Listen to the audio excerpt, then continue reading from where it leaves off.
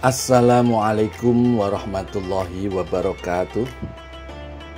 Anak-anakku, tetap semangat. Pada kesempatan kali ini kita semua akan mempelajari ketentuan adzan dan iqamah. Anak-anakku, kita pelajari dulu pengertian daripada adzan. Secara bahasa, adzan artinya pemberitahuan atau seruan. Sedangkan secara istilah, adzan adalah seruan yang menandai masuknya waktu sholat 5 waktu. Tujuan adzan itu apa? Tujuan adzan yang pertama, memberitahu tentang masuknya waktu sholat. Yang kedua, mengajak umat Islam untuk mengerjakan sholat. Sedangkan yang ketiga, memanggil umat Islam untuk sholat berjamaah. Anak-anakku, orang yang mengumandangkan adzan itu disebut muadzin. Ulangi lagi biar paham. Orang yang mengumandangkan adzan itu disebut siapa? Muadzin. Sedangkan orang yang mendengarkan adzan itu disebut mustami'. Ulangi lagi anak-anak. Orang yang mendengarkan adzan disebut mustami'. Adzan itu mulai disyariatkan pada tahun pertama Hijriah. Lalu, siapa yang pertama kali mengumandangkan adzan? Ia adalah sahabat Rasul yang bernama Bilal bin Rabah. Siapa tadi? Bilal bin Rabah. Anak-anakku, adzan dan iqamah itu ada syarat-syaratnya. Yang pertama, syarat-syarat adzan dan iqamah adalah masuknya waktu sholat fardu. Yang kedua, berniat adzan. Yang ketiga, adzan harus berbahasa Arab, tidak boleh memakai bahasa Jawa, apalagi bahasa Indonesia, apalagi bahasa Inggris. Dan ini adzan harus berbahasa Arab, anak-anak. Yang keempat, diucapkan sesuai urutan. Yang kelima, tidak menambah atau mengurangi lafadz adzan yang masyru'. Maksudnya masyru' adalah yang sudah disyariatkan oleh agama. Yang keenam, lafadz adzan itu diucapkan bersambung. Yang ketujuh, orang yang adzan itu harusnya meninggikan suaranya. Kemudian, sunnah adzan dan iqamah. Sunnah adzan dan iqamah yang pertama, muadzin dalam keadaan suci. Yang kedua, menghadap kiblat. Yang ketiga, memasukkan jari ke telinga. Yang keempat, berdiri. Yang kelima, menyambung tiap 2 kalimat takbir, yaitu 2 takbir 1 napas. Yang keenam, menambahkan kalimat as-sholatu khairum minan naum, itu ketika adzan sholat subuh. Yang ketujuh, menoleh ke kanan pada kalimat hayya 'alas sholah. Yang kedelapan, menoleh ke kiri ketika mengucapkan hayya 'alal falah. Yang kesembilan, berdoa setelah adzan. Lalu anak-anakku, mari kita belajar kalimat adzan dan jawaban orang yang mendengarkan adzan.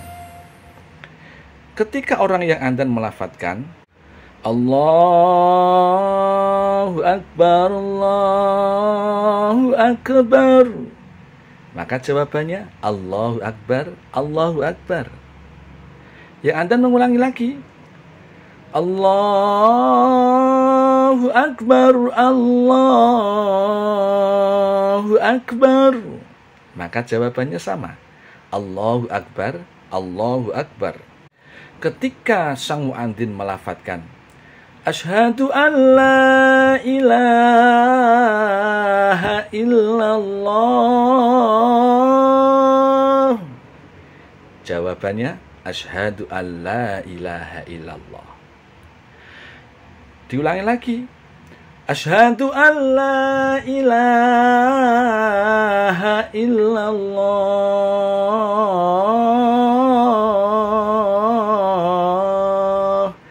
Jawabannya, asyhadu an la ilaha illallah. Lafaz berikutnya ketika muadzin melafadzkan asyhadu anna Muhammadar Rasulullah, maka yang mendengarkan menjawab asyhadu anna Muhammadar Rasulullah. Kemudian yang adzan melafadzkan lagi asyhadu anna Muhammadar Rasulullah, maka yang mendengar menjawab asyhadu anna Muhammadar Rasulullah. Kalimat berikutnya muadzin melafadzkan hayya 'alas shalah.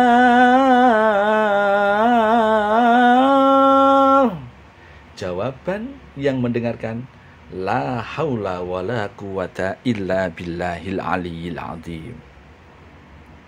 Hayya 'alas shalah.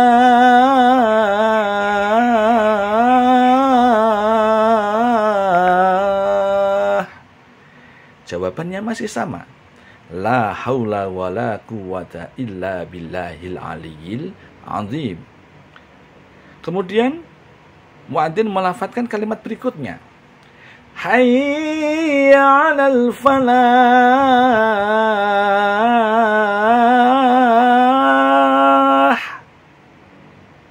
Yang mendengar menjawab la haula wala quwata illa billahil aliyyil azim. Sang muadzin mengulangi lagi hayya 'alal falah.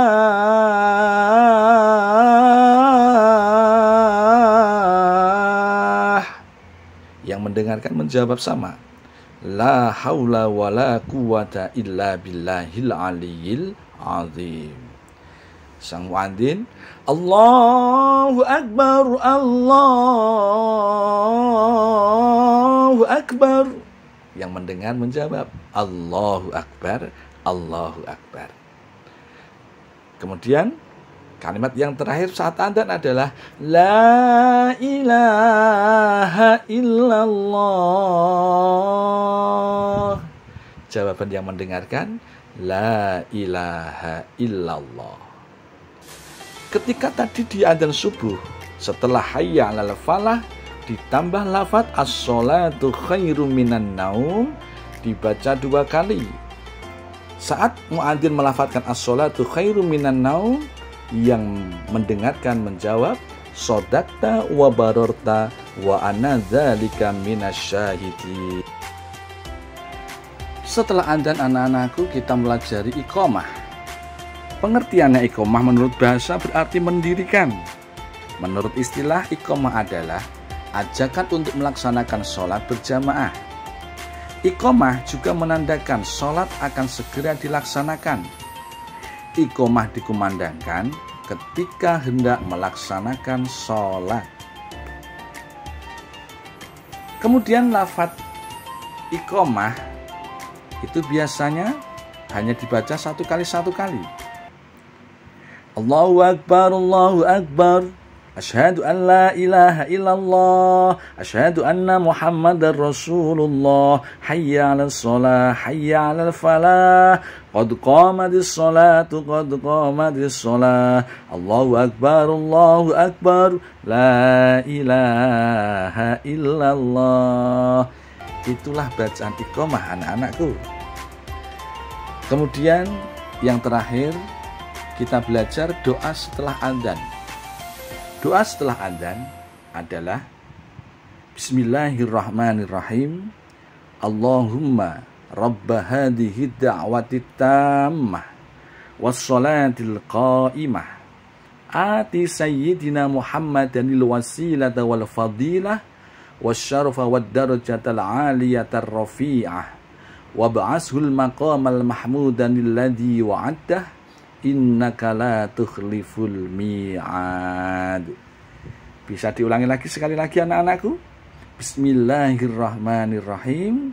Allahumma rabba hadhihi da'wati tammah wassalatil qa'imah ati sayyidina Muhammadanil wasilata wal fadilah wasyarafa wad darajatal aliyatar rafi'ah wa ba'ashul maqamal mahmudanil ladzi wa'adta innaka la tukhliful mi'ad. Demikian anak-anakku, pembelajaran adzan dan iqamah semoga bisa bermanfaat untuk kita semua. Sekian dari saya. Wassalamualaikum warahmatullahi wabarakatuh.